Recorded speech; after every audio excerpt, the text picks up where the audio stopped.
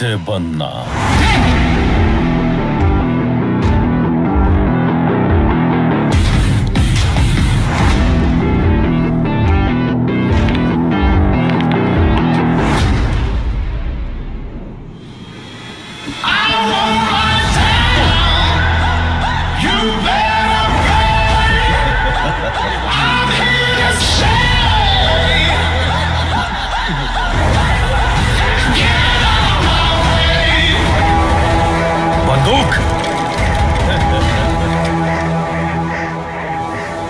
ರಾಕಿ ದುಬೈಗೆ ಹೋಗಿದ್ದು 2 ಕಾರಣಕ್ಕೆ. ಇನ್ನೊಂದು ಕಾರಣ ಯಾವುದು?